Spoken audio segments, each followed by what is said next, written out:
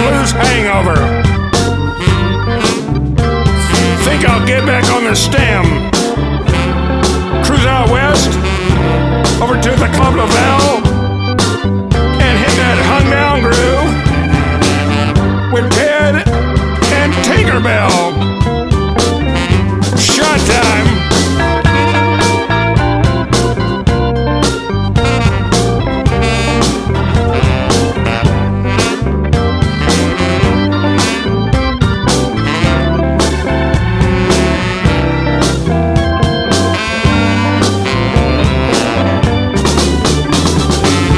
The black helicopters are a-flying.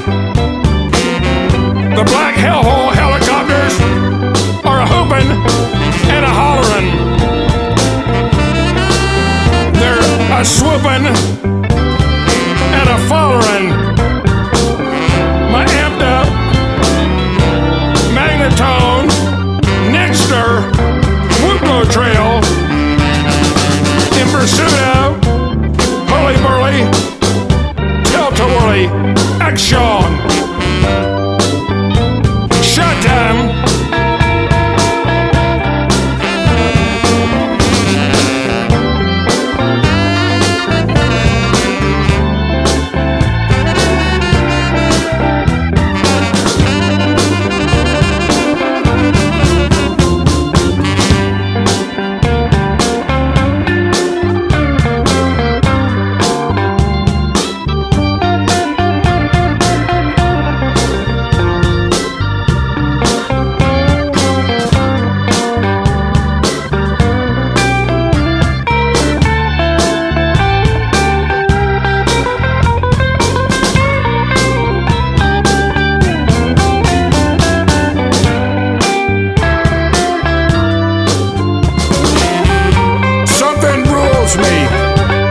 It's a wild, cryptic Jones.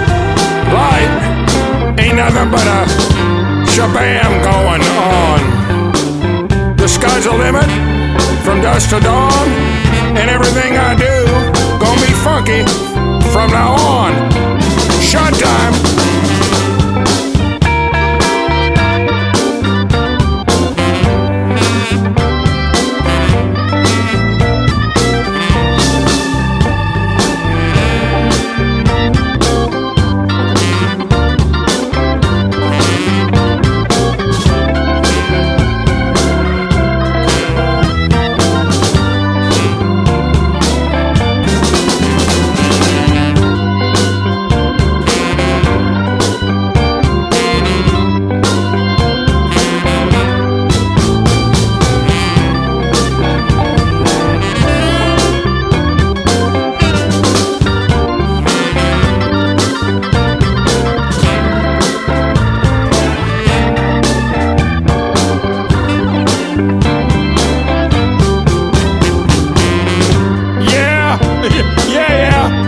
I'm a honky, and I'm funky. I've even got a monkey. I can do that thing like you do, but I ain't no bigot. Can you dig it?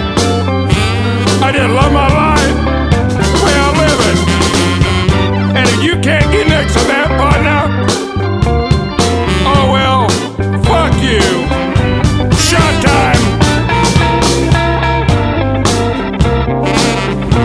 Hey Jim. Hey Jim.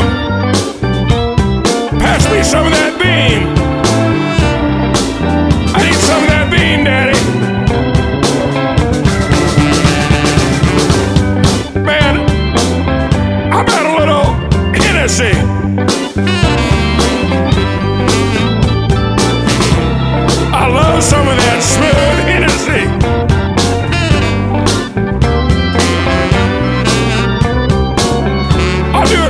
that tequila straight up with some lime. Shot time.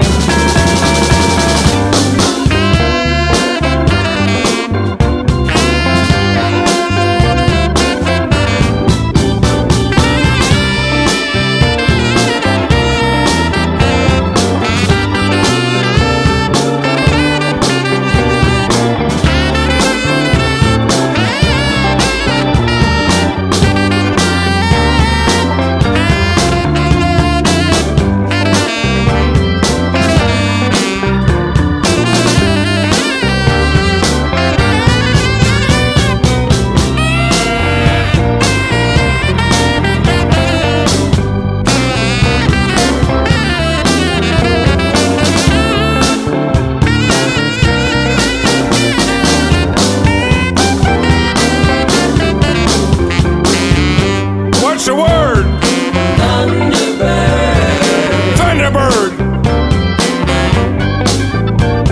Hey, Goldtooth.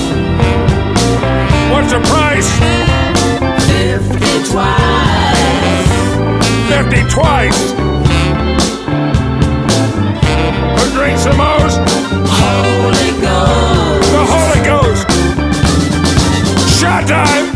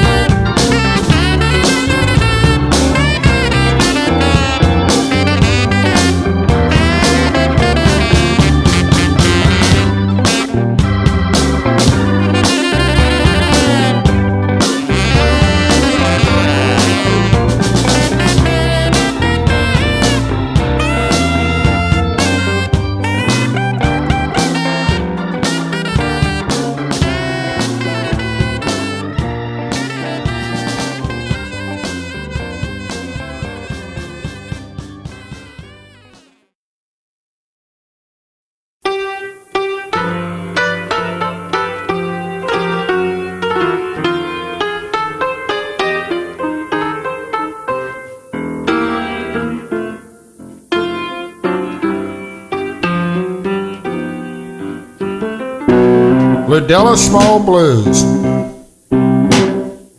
West side of Wichita, and I'm going way back.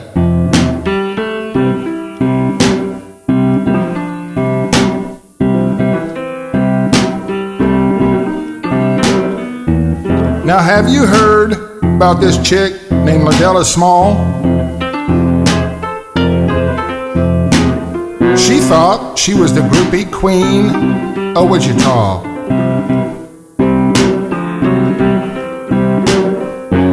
Right on, Ludella.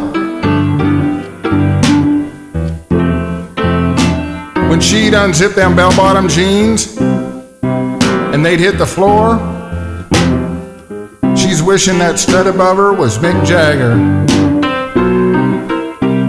I don't know about y'all out there, but that tender love scene makes my liver want to quiver. What a bring down. Now this cat above her, with his Jim Morrison leer, thought he was the original rocker with his ass permanently in high gear. Old Ludella was known to say he had a lot of balls, but he was the kind of guy we used to throw at a local pool hall. You know the one, down on West Street in Douglas, where you had to puke twice and show your razor to get in. Kester and Plymell, remember? Oh yeah. Now Ludella's a woman who likes to get her kicks laughing at them funky women who get paid for doing tricks. She's even laughing at that clown out at the Western Swinger who still does a twist. Old Ludella will never sell out. You can tell it too. She's sitting down on a mattress, scratching her thigh, underneath her JCPenney underwear, wanting to go out and buy some Jesus Christ sandals from Sgt. Pepper's Parlor. That cute revolutionary store that nets 2,000 cash dollars a week. Yeah, Ludella's really with it. She likes to get it on. She still boogaloos. Most popular dance was 66 and 67. She's always boogalooing in her dreams. Even taking dancing lessons from her neighborhood soul brother on the new popular funky chicken. Ludella's gonna be dancing in hell one day. That's what her mother says. She's going to college too, getting an A in creative arts. Even learned how to roll her own reefer.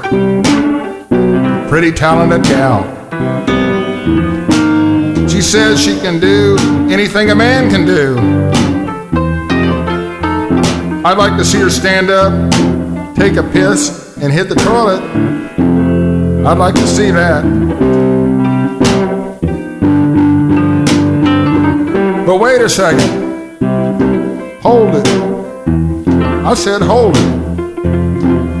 Old Ludella ain't gonna dance no more.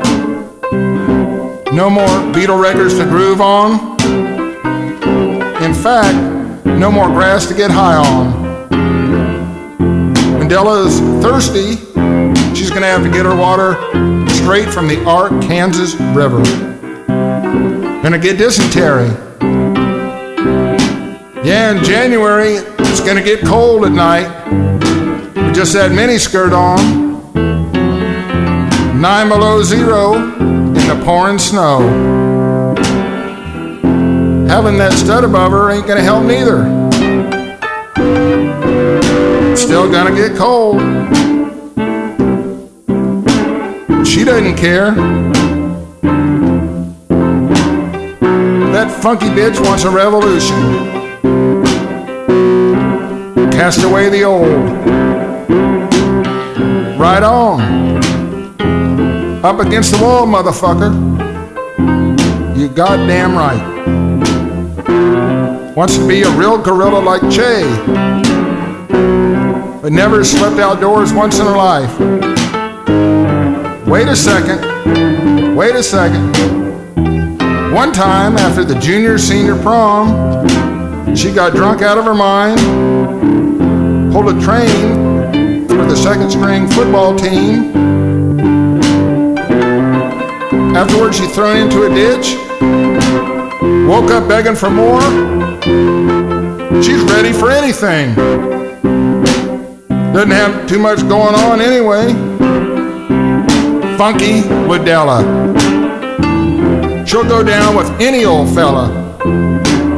Hell, that funky old revolutionary woman is supposed to be a coming thing of the future. Kinda scares me. Yeah, right on, Ludella. Right on. Wesley, out of Wichita in 68.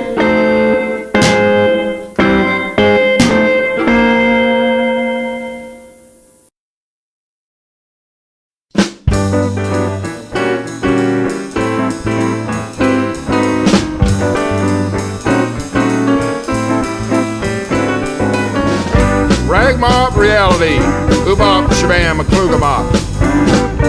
Some tunes just have a way of cropping up at certain times in my life.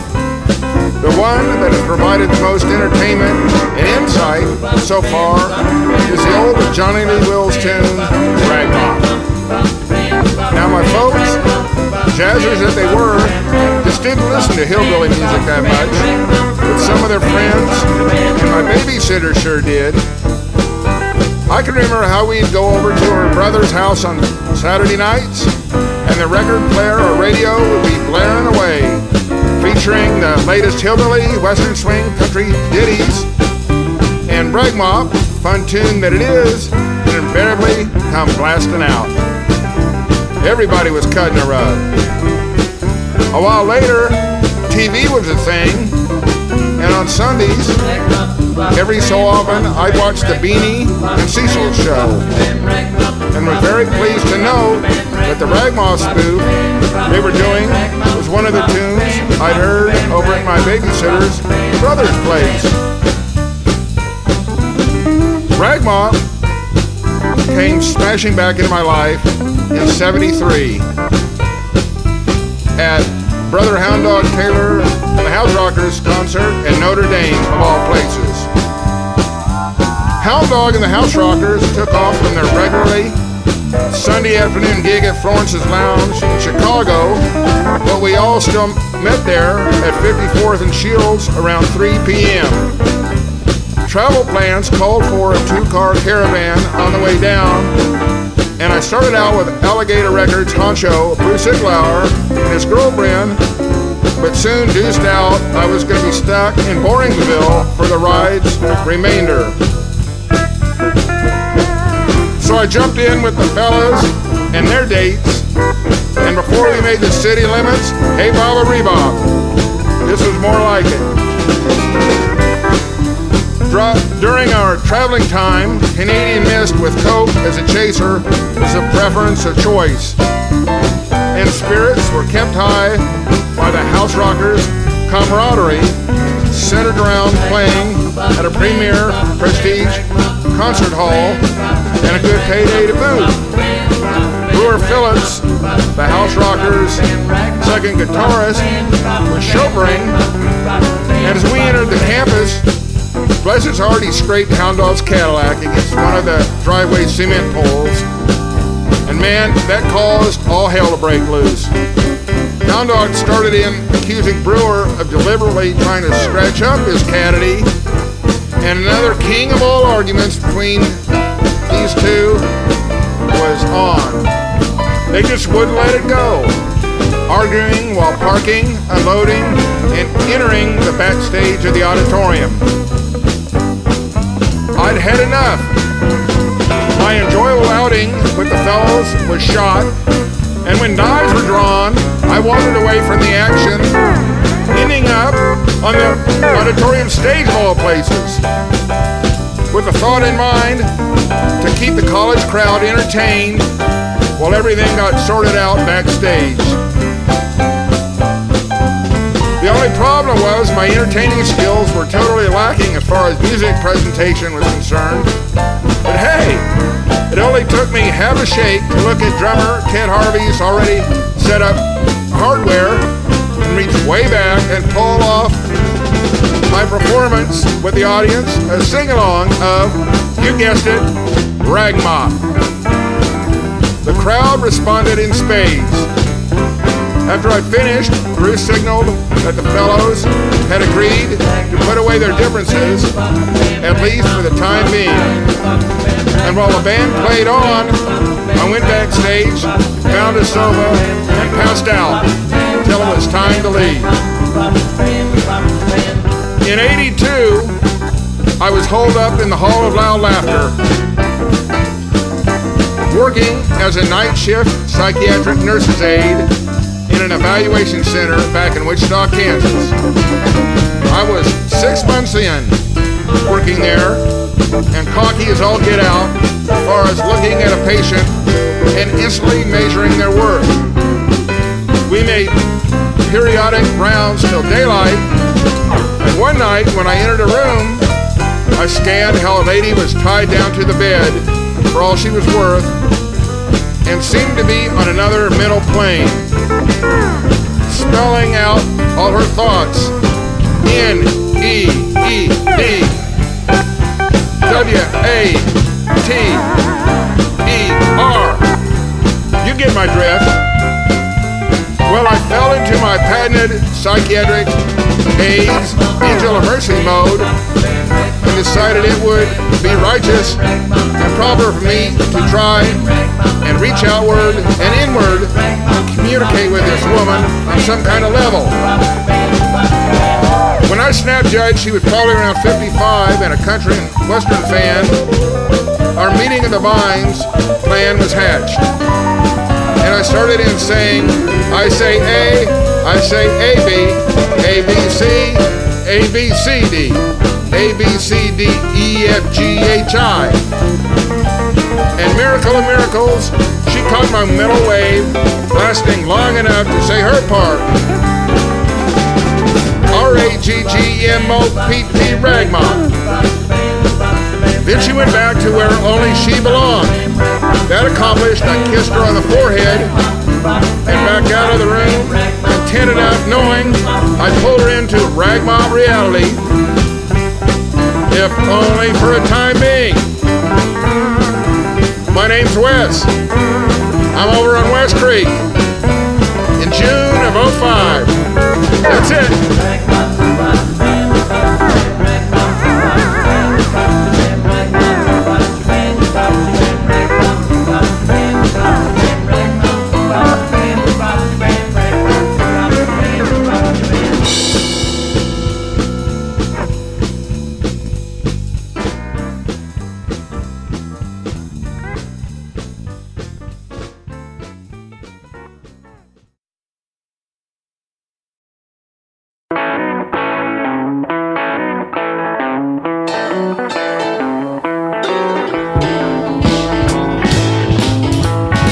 Mysterioso, Como Walk, Thunderbird, Bongo Bop, Straight Out the Valley of the Sun, Bright White, Infinite, Double Dippin' Through the Strange Dark Night, Riding Shotgun with Lee Morgan and Honky Tonk Bud, the Hip Cat Stud, Bright Boys Boogie, Double Dippin' Through the Strange Dark Night, with a white light careening out of my mind's left eye. I hip draw power and resolve from the brightest star in the eastern sky, where my mom resides.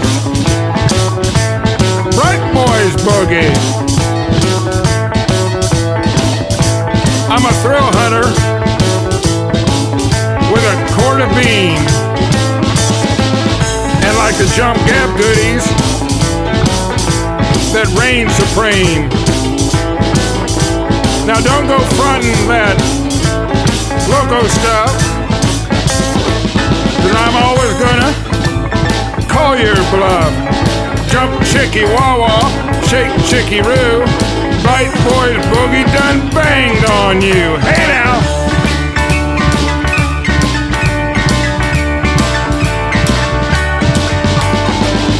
Double dipping through the strange dark night. Bright Boys Boogie. Way past yesterday, I shared a bong with King Kong. Did some stalking with Christopher Walken and snatched from the jaws of hell the very grateful Denzel. Double dipping through the strange dark night. Bright Boys Boogie. A bona fide ruler, but don't let me fool you with my throbbing rhymes. Next stop is to meet a Joe who likes to flash-o or gas-o on my cash-o. That ain't no crime, as far as I know. Bright Boys Boogie. We're all tilt-a-whirling out toward the stars. We got a date with Fat Girl, who was last seen with Sumter playing pretty on Neptune and Mars. Double dipping through the strange dark night. Double dipping through the strange dark night. West, somewhere in 06. Double dipping, bright white, and I'm infinite through the strange dark night. Hey now.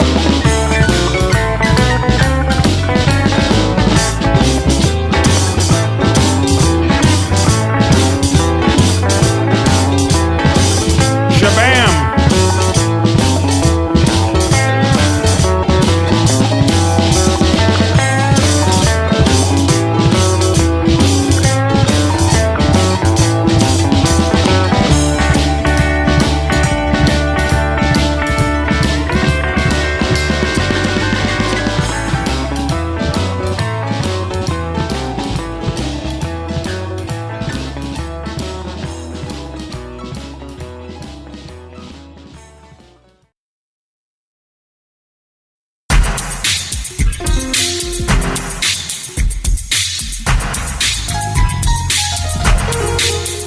I had a dream.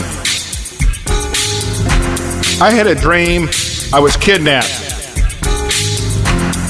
This dream denotes notoriety and prudence. My lucky number, it's 815. According to Madame Fufu's lucky number dream book, kite, 876. If you dream of a kite, this implies you're living beyond your means. That's the word, according to Madame Fufu's lucky number dream book.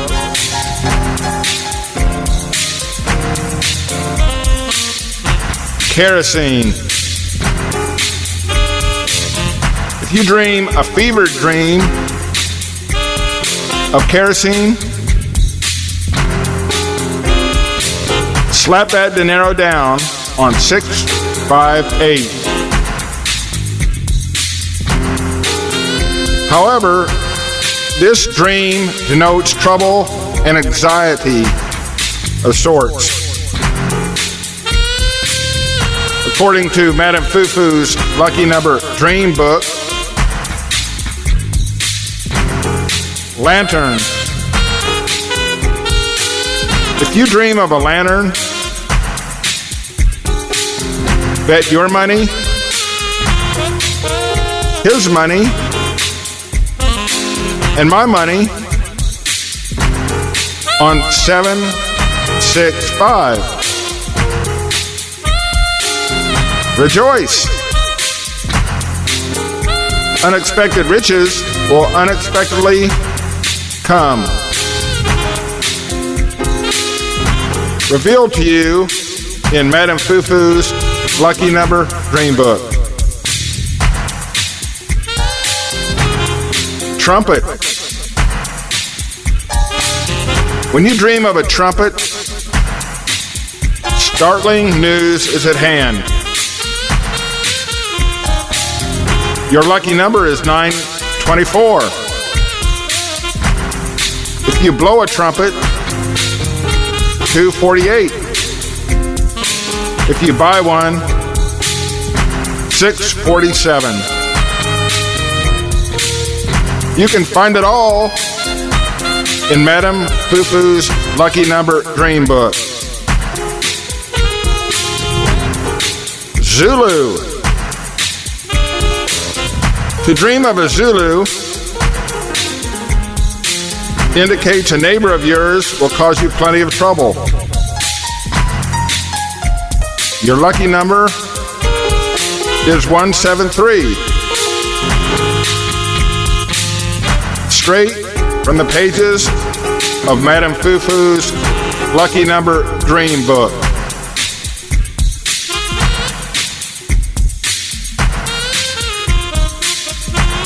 Ladies, if you dream of white men chasing you through Walmart, you will wake up cold in hand. And your lucky number is 315. So take a BC powder, drink that morning cup of coffee, and brace yourself for another work day. Your number is 319. Keep the faith now and keep up with Madame Fufu's Lucky Number Dream Book.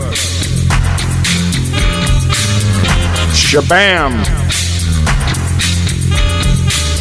Shabam. Wesley on Wedgeworth in February of '06.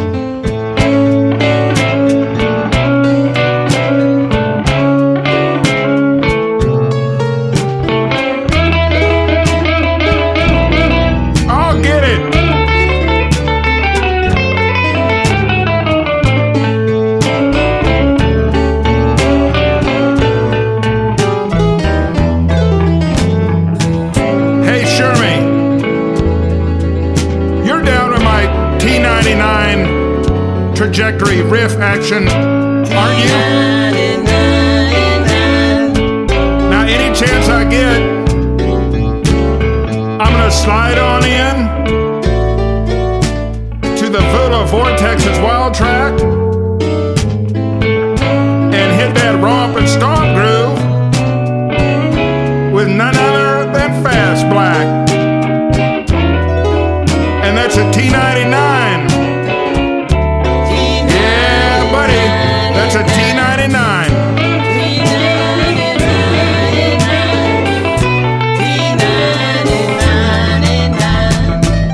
So at 5:15 Cowtown Standard Time, there Viola Lee was in all her funked up Fast Black glory. Dollar bill between her lips, hands and knees, crawling up to Harlem Nights center stage, getting ready to ram that bill right into an albino youngin' snatch. And that's a T99. Oh yeah, it's a T99. West Side around 11, and after taking it upstairs for some rear guard Georgia grind action, I chugged a monster drink to up my groove, while Fast Black started in staving chaining her beloved Coors Lights and her Al Menthol 100 lights. First stop on our Whalorama was Peony's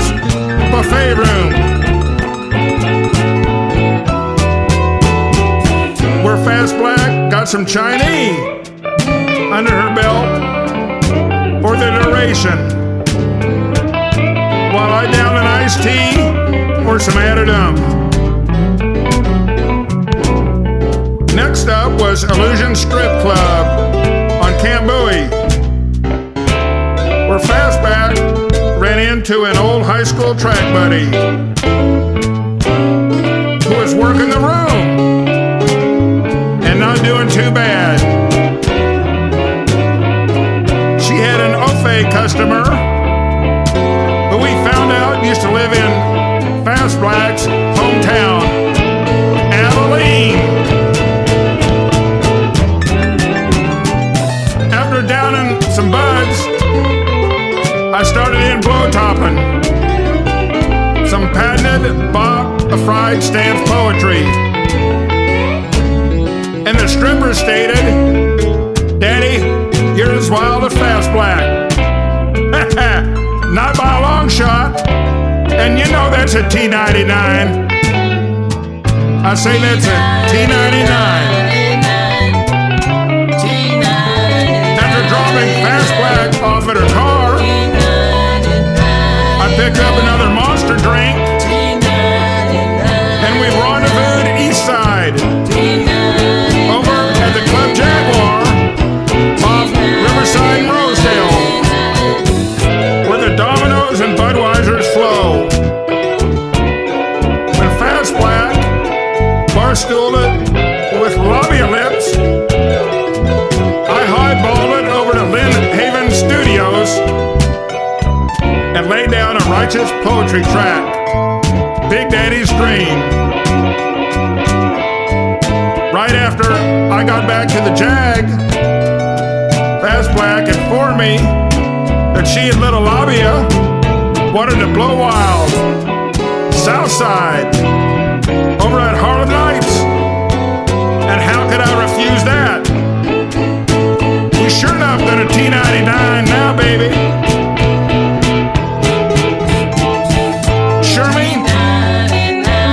Shermy. It got pretty funky down Harlem Nights way. Witnessing and absorbing Fast Black and Little Labia's commentary on the dancers' moves and pussies. The albino gal had some real hip and hand action.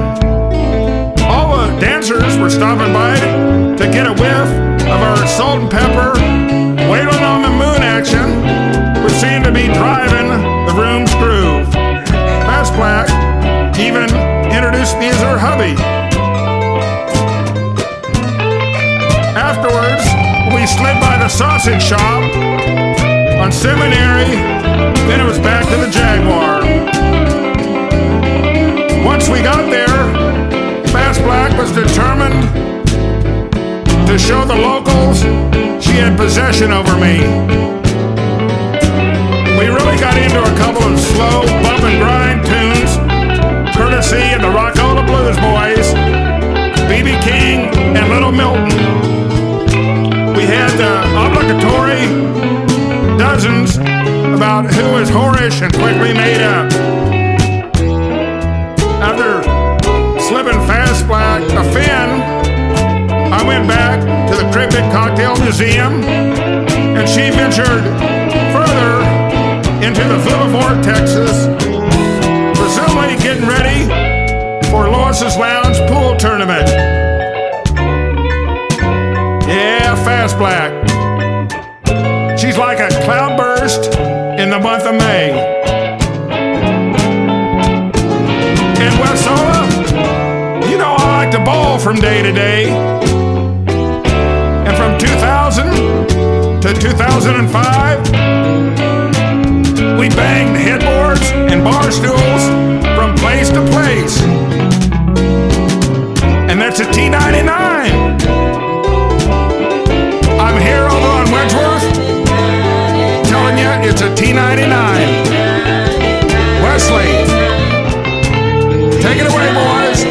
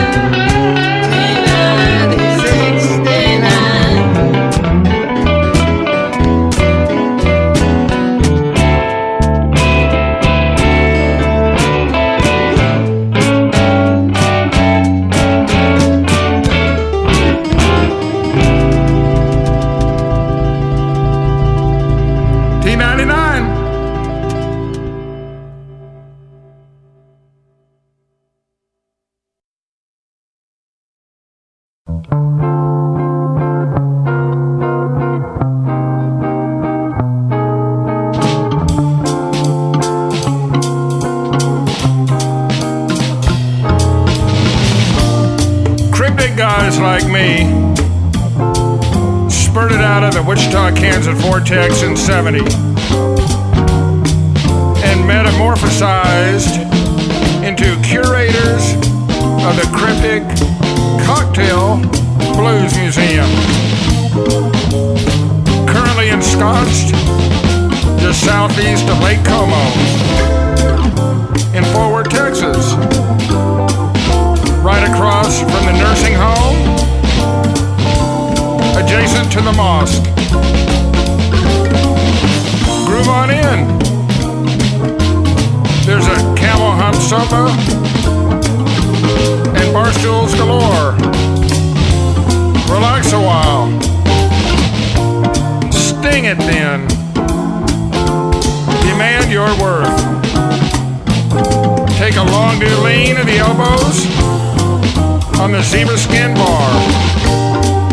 After a couple buds with a shot chaser, you ought to be ready to test your hand-eye coordination grand style against the awesome booze barometer. Hey Michael, hit me with some hand-eye coordination grand style.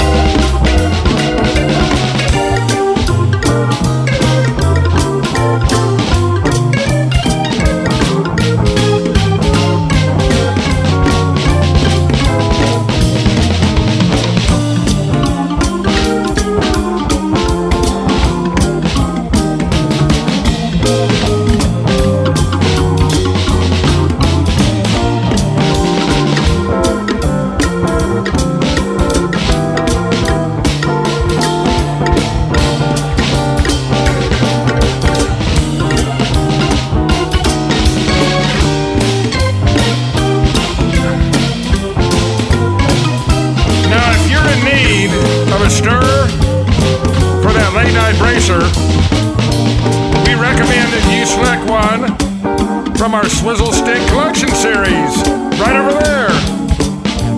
Take your pick from sets of Hollywood Nightlife, Zulu Lulu, or Hippie Protesters. They'll get the job done. Hey Sumter, hit that job for me.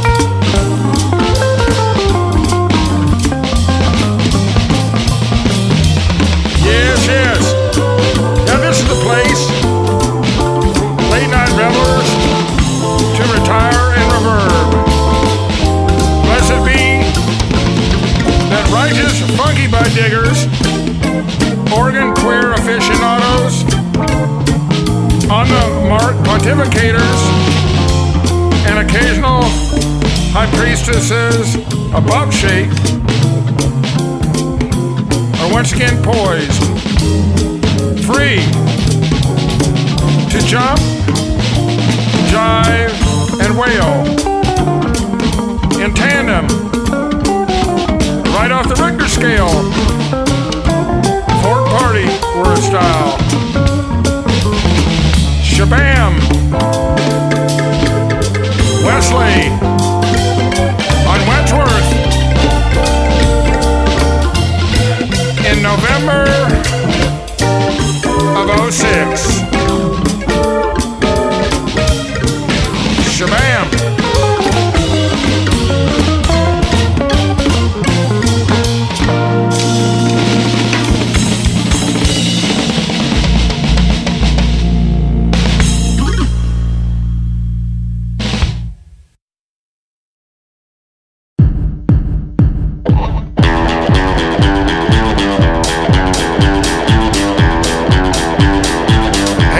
monster. It's race. Listen, it's freaking simple. Move over to Summit and pick up Hennessy and Fast Black. Jump on 30 and hump it to Hewlin. Take a left and go down to Lovell. Take another left, 2 blocks to Pentecost. And then stop, don't move a peg until you see Pine Top spit blood. Shot time.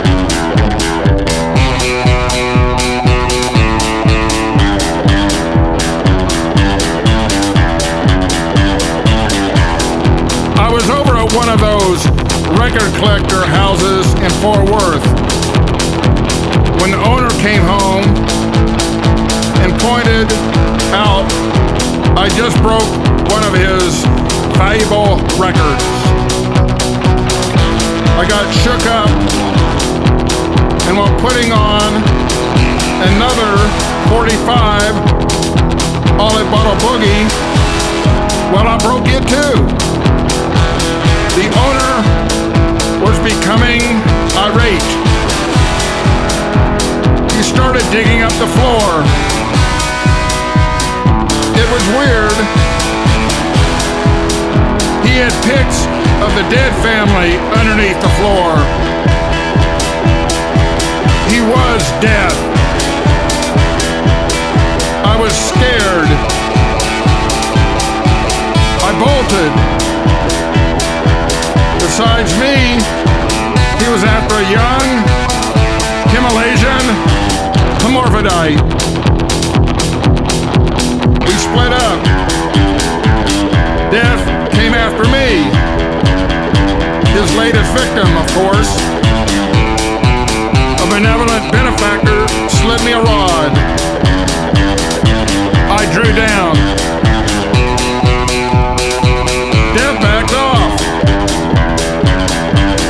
The bullet entered a Chevy. Snapping and surging through an old lady's spine. Her daughter started screaming at me. A police car pulled up and we both got in. And I knew then that we were gonna be friends. At least till we got down to the police station. Afternoon vacation dreams at Ted's Dick Palace, 3/21/85. Wesley. Shabam. Shabam. Shabam.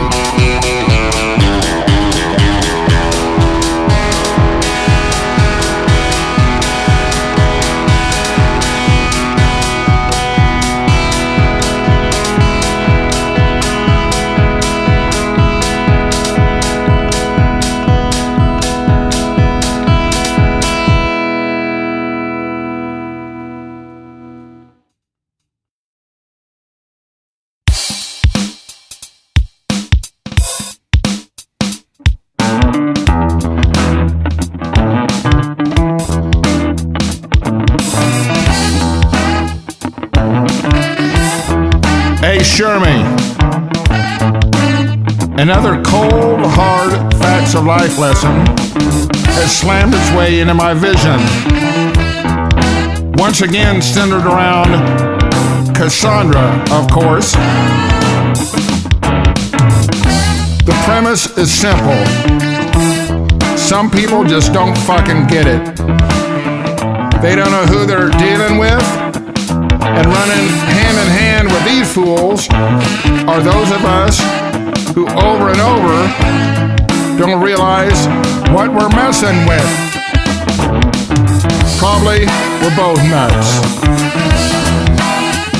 Now, a couple of weeks ago, I was jonesing for some confirmation and called up my old time used to be. We had a swell time comparing notes and all, and she let it drop. She was on leave from Beach Aircraft till the store delivered in October. After a pleasant hour of jawing, I took her bait that Videodrome was in town at the North Rock Theater, and plans were pledged to get together later that day. Well, buddy, to put it plain and simple, she stood me up. And nobody does that to Wes Race, see? So like your pal Percy Mayfield penned, Cassandra, you don't exist anymore. And Shermy, that was my onlyest way out if I was going to keep any semblance of my sanity and integrity intact. The best way to see this tune was carried out came about 10 days later at midnight. I decided I'd perform a self-made Midwestern voodoo ritual consisting of putting Cassandra's name on the back of a piece of cloth titled Dress White Only. Sprinkle a generous portion of Hype John the Conqueror oil on it, torch it, and throw the ashes into the trash. Sure enough, it was accomplished. No problem. Cassandra, nevermore. Yeah, sure. Little did I know. First off, on the day before I was scheduled to travel south down the I-35 connection to Fort Worth, my mom reluctantly revealed how she talked with Cassandra, of all people, and maybe I ought to just give her a call. I debated on it, and after my heart melted in my hand, I made the decision to once again throw caution to the wind and connect with Cassandra. A little while after she answered, my big mouth revealed in its naivete I'd set it up one midnight so we'd never hurt one another again. After a slight pause, all hell broke loose, with Cassandra shouting, "You caused my baby to abort!" and then hung up the phone. Sure, I was stunned, but knowing Little Miss borderline personality disorders penchant for the clinging rejection bit, I realized I'd really done it with my exorcism by midnight efforts, but didn't believe for a second I'd cause a preborn soul to cease. About a minute later, I picked up the ringing phone to hear, "You want to perform a ritual? I'll perform a ritual tonight, Wesley. I'm going to go to a graveyard, find a fresh grave, and I know what to do. And you're going to be fucking dead." Well, ain't that dandy, Shermy? Now, I know the score, and I humored Cassandra through enough of her from 33 back to 5 rages before, so all was nearly normal within a minute or two, and the sweet-tongued little voodoo princess got me to realize that it was the first time she'd ever stood me up, wasn't it? So all was forgiven on both sides. But Shermy, my ritual days will be limited from now on to cutting a rug, blues spectating, doing the nasty, and other activities where I've been known to hold my own. Voodoo-ola, nevermore. You can count on it. Wesley, on Wedgeworth, May of '07. Shabam.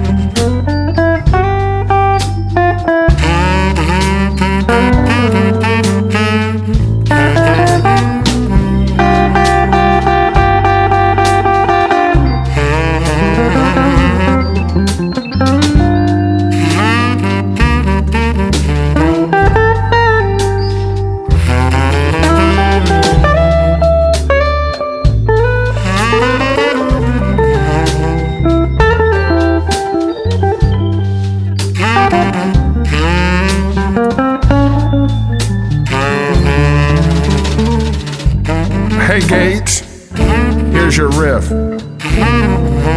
After their late show, both Rudy Williams and Ike Quebec are breezing over from Jersey to catch Charlie Yardbird Parker's Bebop set at Monroe's Uptown. So stick around. It's gone. I'm telling you.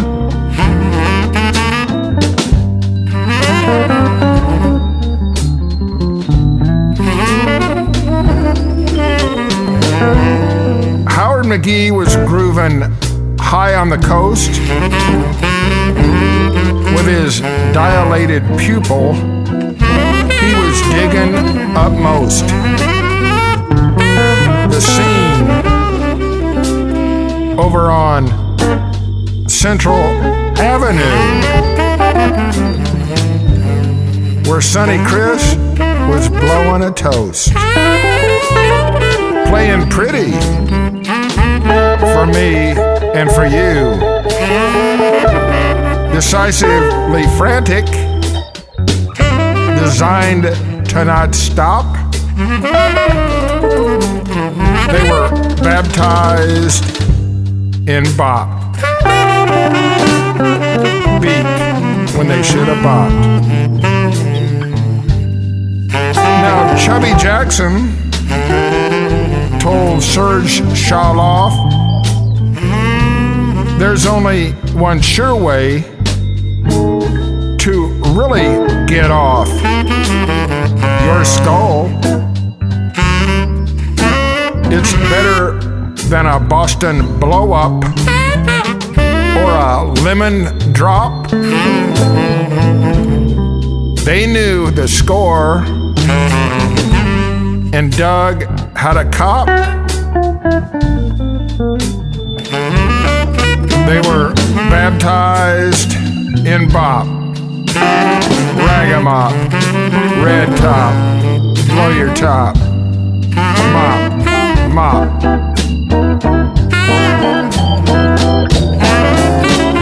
Now, wading in the water alongside Diz and Bird, wading in the water, well, there's old Woody Herman and a third herd in the bop,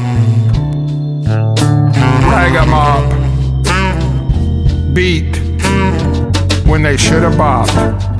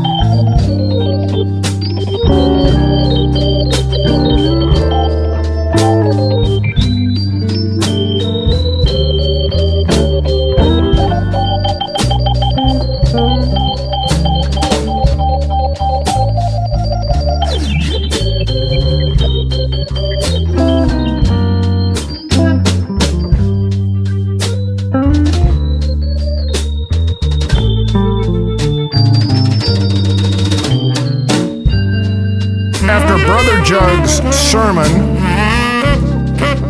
reached Sonny Stitt, Red Top declared, "Now ain't this some shit? Those two, bopping and burning over at McKee's, Macombo, and the Say What. Hitting a jug and blowing their tops. They were baptized in Bop. Ragmop, blow chop, beat when they should have bopped.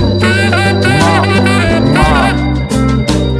Now cryptic guys like me and Goldtooth are permanently beached on bohemian normality. Cryptic guys like me realize that you don't find a geek, you make the geek. Now that your Jones is strong enough, and if your Jones is long enough, and you were denied, you're gonna geek. You will geek. It's over.